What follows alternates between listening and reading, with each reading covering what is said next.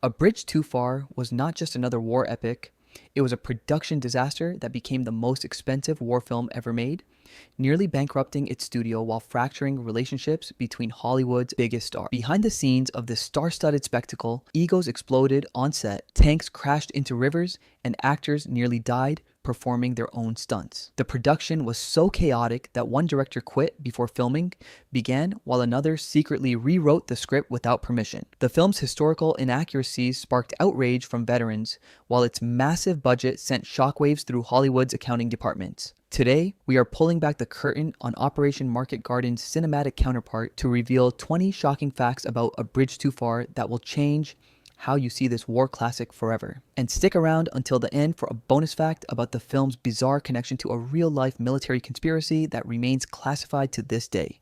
Hit that like button and subscribe, because we are about to march behind enemy lines into the chaotic production that almost ended careers and bankrupted a studio. Number 20, the original director quit after a heated argument with the producer over historical accuracy. Before Richard Attenborough took the helm, A Bridge Too Far had a different director, the legendary Joseph E. Levine. But behind the scenes, a war of its own was raging. Levine, known for his meticulous attention to historical detail, clashed violently with producer Joseph E. Levine over the film's approach to accuracy. Levine wanted to emphasize the human drama while maintaining absolute historical precision, while the producer demanded more commercial elements and simplified storytelling. After just 3 weeks of pre-production, Levine stormed out of a meeting, throwing script pages across the room and screaming, "I won't participate in this historical charade." He immediately resigned, leaving the production in chaos. The studio had to pay Levine his full salary despite never filming a single scene. This was not just a creative disagreement, it was a battle for the soul of the film that nearly derailed the entire project before cameras rolled. Attenborough was brought in as a replacement, but the damage was done. The production was already behind schedule and over budget, with key cast members threatening to walk away. What audiences did not know was that the film's troubled production began before a single frame was shot, setting the tone for the chaos to come. Number 19, Sean Connery and Michael Caine, engaged in a bitter feud over screen time. Two of Britain's biggest stars, Sean Connery and Michael Caine, nearly came to blows on the set of A Bridge Too Far in what became one of Hollywood's most legendary ego battles. Connery, playing Major General Urquhart, was furious when he discovered Caine's role as Lieutenant Colonel Joe Vandeleur had been expanded during rewrites. The Scottish actor confronted Caine between takes, allegedly grabbing him by the collar and snarling, "This is my film, not yours." Caine, never one to back down, reportedly shoved Connery away and retorted, "The only reason people will buy tickets is to see me, not you." The feud escalated for days, with both actors refusing to speak to each other and demanding separate call times. Director Richard Attenborough had to intervene personally, threatening to recast both actors if they did not resolve their differences. What audiences did not know was that the tension between these British icons was so palpable that their scenes together had to be carefully edited to avoid showing their genuine animosity. This was not just acting, it was a real-life battle of egos that nearly derailed the production, demonstrating how star power can become a liability when placed in the same battlefield. Number 18. The film's massive tank crash scene nearly killed several crew members. One of the film's most spectacular sequences, a tank crashing through a bridge, nearly became a real-life tragedy when the stunt went horribly wrong. During filming in the Netherlands, the production used authentic World War II-era tanks weighing over 30 tons each. For the climactic bridge collapse scene, engineers calculated precise timing for the tank to cross as the structure collapsed using hydraulics. But something went terribly wrong. The hydraulic system malfunctioned, causing the bridge to collapse prematurely while the tank was still mid-crossing. The massive vehicle plunged into the river below, narrowly missing several camera operators who had been positioned too close. Crew members scrambled for safety as the tank sank rapidly, with the driver still inside. A rescue team had to break the tank's hatch with sledgehammers to free the stunt driver, who survived but suffered severe injuries. The accident shut down production for 2 weeks while safety protocols were reviewed. What audiences did not know was that the spectacular scene they watched on screen was created from a combination of the partially filmed sequence and additional footage shot after the accident. This was not just movie making, it was a life-threatening disaster that demonstrated the extreme risks involved in practical effects before CGI made such scenes safer. Number 17, Robert Redford secretly rewrote his own dialogue without permission. Robert Redford, playing Major Julian Cook, took such issue with his character's dialogue that he began secretly rewriting his lines during filming. The Hollywood star, known for his attention to character development, felt the script made his military officer sound like a cardboard cutout. Between takes, Redford would huddle with his assistants, crossing out lines and penciling in new ones. When director Richard Attenborough discovered what was happening, he erupted in anger. "Who the hell do you think you are?" The writer, Attenborough reportedly screamed at Redford in front of the entire cast and crew. Redford stood his ground, replying, "I'm not reading lines that would make this character unbelievable. I'm doing you a favor." The standoff continued for days, with Redford threatening to walk away from the film unless his changes were accepted. Eventually, a compromise was reached. Redford could modify his dialogue, but needed approval from the screenwriter.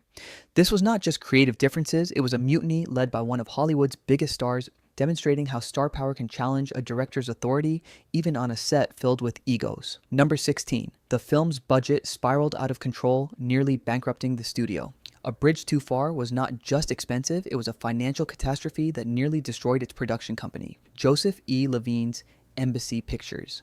The initial budget of $18 million, enormous for 1977, quickly ballooned to over $25 million as director Richard Attenborough demanded increasingly elaborate battle sequences and authentic military equipment. The production became a money pit, renting hundreds of vintage military vehicles, building elaborate sets across the Netherlands, and paying the enormous salaries of its all-star cast. Studio executives watched in horror as daily expense reports revealed costs far exceeding projections.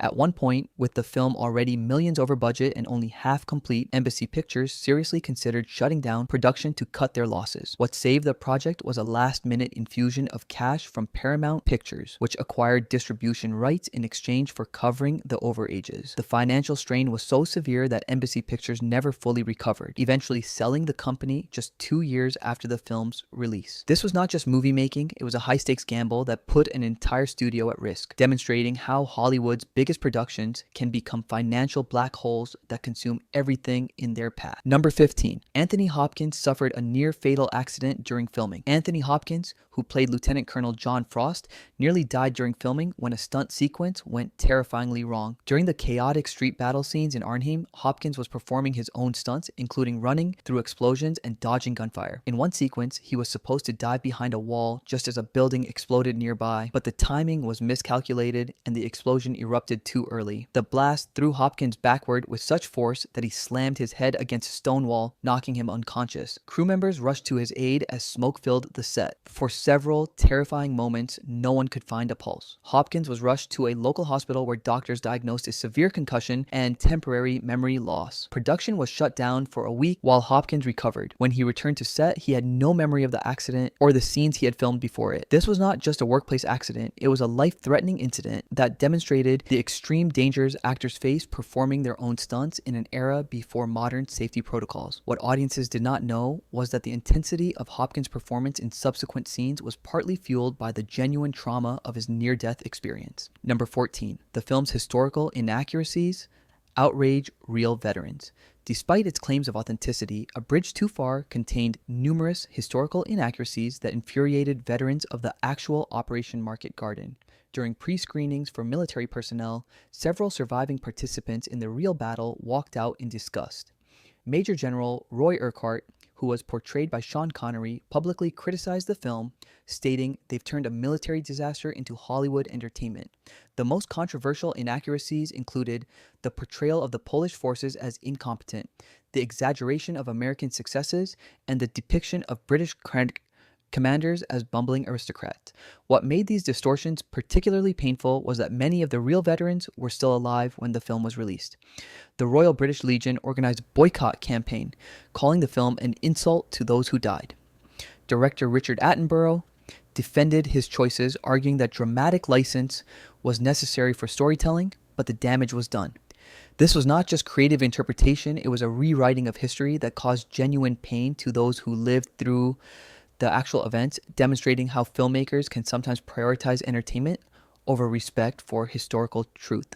Number 13. James Caan walked off set after a heated argument with the director. James Caan, playing Sergeant Eddie Dohun, engaged in a bitter conflict with director Richard Attenborough that resulted in the actor storming off set and refusing to return. The conflict erupted during filming of the scene where Cain's character attempts to rescue his wounded commanding officer.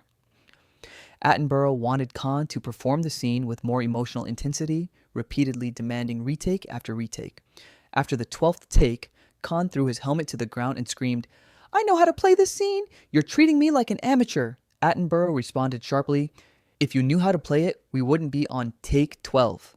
The argument escalated until Caine shouted, "I'm not working with this amateur director anymore," and walked away. Production was halted for 3 days as producers attempted to mediate between the stubborn actor and equally stubborn director. What eventually brought Caine back was not money or apologies, but a personal appeal from Sean Connery, who reminded Caine of their responsibility to the real soldiers whose stories they were telling. This was not just a creative disagreement, it was a power struggle that demonstrated how even the most professional productions could collapse under the weight of conflicting egos. Number 12. The film's explosive sequences caused real environmental damage. The massive battle sequences in A Bridge Too Far left more than just cinematic destruction, they caused significant environmental damage to the Dutch locations where filming took place. The production used over 3,000 explosive devices during filming, creating shockwaves that damaged nearby buildings and shattered windows miles away. Local farmers reported that their livestock were terrified by the constant explosions, with several chickens dying from stress and cows refusing to produce milk. The most severe damage occurred along the river, where the bridge scenes were filmed. The explosions and heavy military vehicles caused erosion along the riverbanks, leading to flooding in adjacent areas during the following spring. Dutch environmental groups filed formal complaints, and the production had to pay substantial compensation to affected property owners. What made this particularly ironic was that the film was depicting the destruction of the Netherlands during World War II, while inadvertently causing new damage to the same regions. This was not just movie making, it was environmental collateral damage that demonstrated how film productions can sometimes create real-world consequences that mirror the fictional destruction they are portraying. The Dutch government subsequently implemented stricter regulations for film productions using explosives, citing A Bridge Too Far as the catalyst for these new policies. Number 11, the film's star-studded cast created a logistics nightmare. A Bridge Too Far was not just a war film, it was a logistical nightmare with more major stars than any previous film in history. The production had to coordinate the schedules of over 20 principal actors, each with their own contracts, demands, and egos. The call sheet became a document of such complexity that it required its own dedicated team just to manage. Each day's filming involved carefully choreographed movements between multiple locations to accommodate different actors' availability. When one star was delayed on set, it created a domino effect that disrupted filming for dozens of others. The most challenging aspect was the salary negotiations. Each actor demanded to know what their co-stars were earning, leading to constant renegotiations and resentment. Sean Connery, the highest paid at $500,000, set off a chain reaction of salary demands that added millions to the budget. What audiences did not know was that beneath the seamless on-screen collaboration was a chaotic production, where managing star egos was as challenging as directing the battle scenes. This was not just casting, it was a diplomatic operation that required as much strategy and negotiation as the military. Operation it depicted, demonstrating how Hollywood's all-star epics are often as much about managing personalities as they are about creating art. Number 10, the film's most controversial scene was secretly reshot without the director's knowledge. One of the film's most controversial scenes, the depiction of Polish General Sosabowski's confrontation with British commanders, was secretly reshot by the film's producers without director Richard Attenborough's knowledge. The original version portrayed the Polish forces as competent but undermined by British leadership, which Attenborough had carefully crafted based on historical accounts. However, after test screenings revealed negative reactions from British audiences, producers Joseph E. Levine and Michael Dealey secretly hired a second unit to reshoot the scene, making the Polish general appear more arrogant and unreasonable. They did this while Attenborough was on a brief vacation, telling the cast that the director had approved the changes. When Attenborough returned and discovered what had happened, he was furious. "You've rewritten history to appease British sensibilities," he allegedly screamed at the producers. The conflict escalated until Attenborough threatened to remove his name from the film. What audiences did not know was that the scene they were watching represented a behind-the-scenes battle over historical truth versus commercial appeal. This was not just creative differences, it was a betrayal of the director's vision that demonstrated how producers will sometimes compromise artistic integrity to ensure commercial success, even when dealing with recent historical events. Number 9. 9, the film's failure at the box office ended the all-star war epic genre. A Bridge Too Far was not just a financial disappointment. It was a catastrophic failure that single-handedly ended the all-star war epic genre that had dominated 1960s and 1970s cinema. Despite its massive budget and star power, the film grossed only $26 million. Domestically against its $25 million production budget, not counting marketing costs, resulting in significant losses for the studio. What made this failure particularly devastating was that it came just 2 years after the similar all-star World War II epic Midway had also underperformed. Hollywood executives concluded that audiences had grown tired of sprawling war films with dozens of celebrities. The immediate impact was the cancellation of several planned war epics, including a film about the Battle of the Bulge that would have featured even more stars than A Bridge Too Far. Studios became increasingly reluctant to greenlight large-scale historical films, shifting instead to smaller, more contemporary stories. This was not just one film's failure, it was a paradigm shift in Hollywood that changed the types of movies being made for the next decade. What audiences did not know was that as they watched the credits roll on A Bridge Too Far, they were also witnessing the end of an era in filmmaking, demonstrating how box office performance can have ripple effects that reshape an entire industry for years to come. Number 8, the film's military advisor resigned in protest over historical inaccuracies. Colonel Tony Hibbert, who served as the film's military advisor and had actually participated in the real Operation Market Garden, resigned in protest over what he considered unforgivable historical distortions. Hibbert, who was present during the actual battle at Arnhem, initially worked closely with director Richard Attenborough to ensure authenticity. But as filming progressed, he grew increasingly frustrated with the liberties being taken for dramatic effect. The breaking point came during the filming of the British retreat across the Rhine. Hibbert objected to the portrayal of the evacuation as orderly and heroic, when in reality it had been chaotic and devastating. When Attenborough refused to change the scene, Hibbert packed his bags and left the production. In a letter to the producer, he wrote, "You are making entertainment, not history. The men who died deserve better than this." What made this particularly significant was that Hibbert was not just a consultant, he was one of the actual soldiers depicted in the film. This was not just a professional disagreement, it was a moral stand by someone who had lived through the actual event, demonstrating how the gap between historical truth and cinematic entertainment can sometimes become too wide for those with personal connections to the story being told. Number 7, the film's production created a real diplomatic incident between Britain and the Netherlands. A Bridge Too Far was not just a movie, it became the center of a real diplomatic incident between Britain and the Netherlands over the depiction of Dutch collaboration with German forces. The film included scenes showing Dutch civilians welcoming German soldiers and collaborating with the occupation, which historically accurate but deeply sensitive. Dutch authorities, who had granted the production special permission to film in actual World War II locations, were outraged when they saw these scenes in the rough cut. The Dutch government filed a formal protest with the British Foreign Office, calling the film an insult to the Dutch people who suffered under Nazi occupation. The incident escalated when Dutch veterans organizations threatened to disrupt filming unless the scenes were removed. What made this particularly complicated was that the production had already spent millions filming in the Netherlands and could not easily relocate.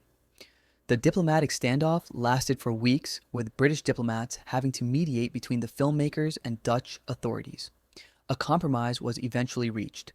The controversial scenes remained, but the film included a title card acknowledging that many Dutch citizens had resisted the Nazi occupation.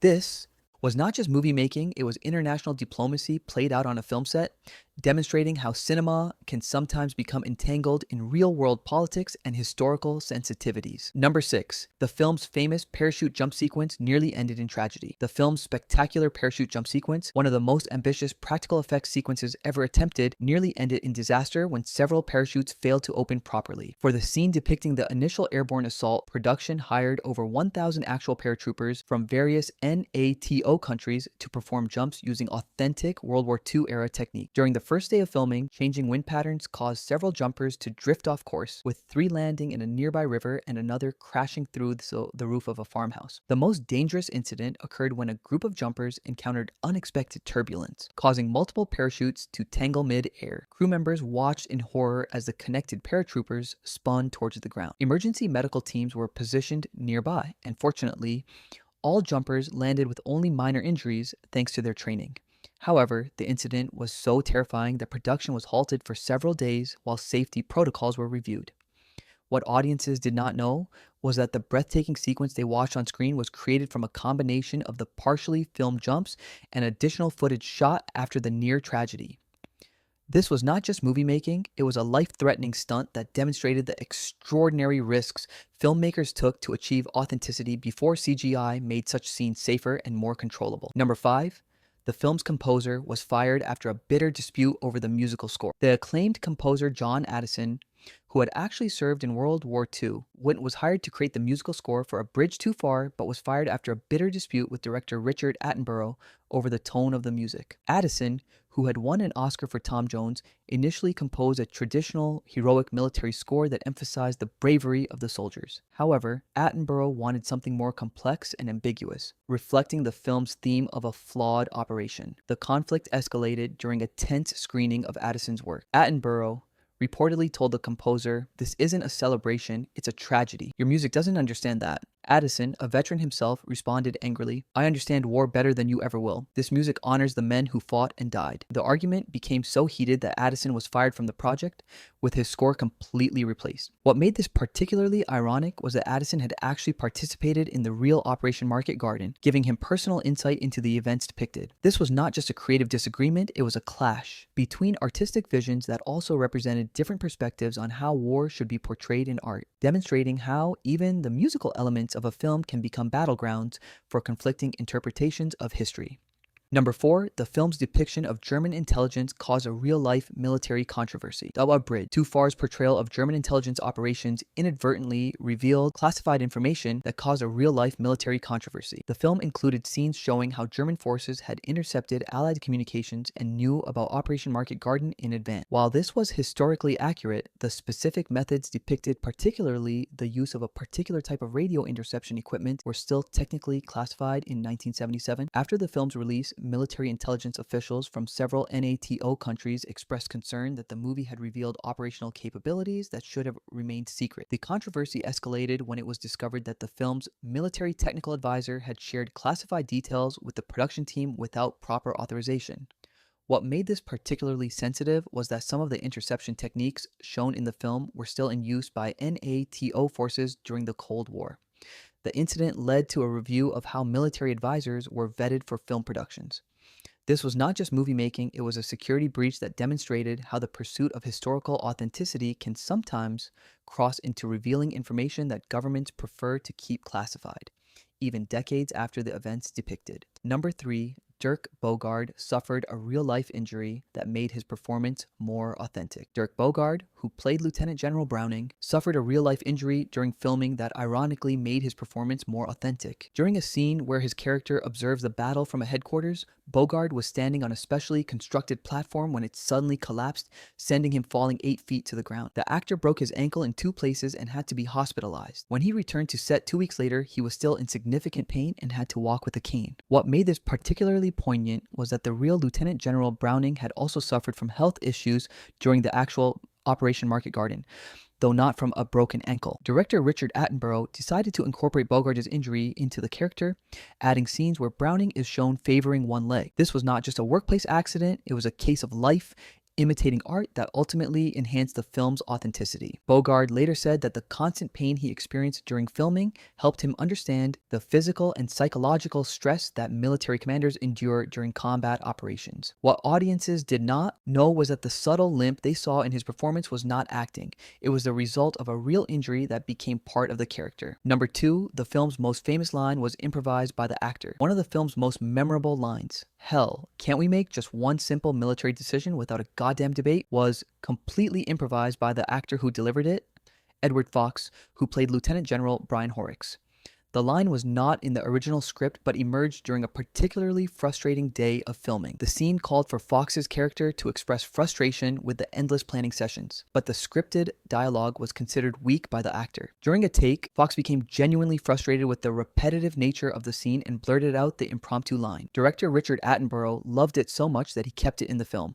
What made this particularly remarkable was that the line perfectly captured the film's central theme, the contrast between military precision and the chaos of war. It became one of the most quoted lines from the movie, despite never appearing in the screenplay. This was not just acting, it was a moment of genuine frustration that transcended the script and created something more authentic than any writer could have planned. The line's enduring popularity demonstrates how sometimes the most memorable moments in cinema come not from careful scripting, but from spontaneous human emotion breaking through the artifice of filmmaking. Number 1. The film's production was secretly monitored by intelligence agencies. The most shocking fact about A Bridge Too Far is that its production was secretly monitored by multiple intelligence agencies, including the CIA and KGB, who believed the film might reveal classified information about NATO military capabilities. What began as routine security clearance for the film's military advisors escalated into full-scale surveillance when intelligence agencies discovered the production was using authentic military equipment and locations still relevant to Cold War defense strategies. CIA agents were embedded among the crew as technical consultants, while KGB operatives attempted to recruit cast and crew members during filming in the Netherlands. The situation became so tense that director Richard Attenborough was briefed by counterintelligence officials about potential espionage threats. What made this particularly bizarre was that the film was about a World War II operation, yet Cold War intelligence agencies treated it as if it were revealing current military secrets. The monitoring continued throughout production and even after the film's release, with the intelligence agencies analyzing the film frame by frame for potentially sensitive information. This was not just movie making, it was a real-life spy operation that demonstrated how even historical war films can become subjects of international intelligence concern when they involve authentic military hardware and locations.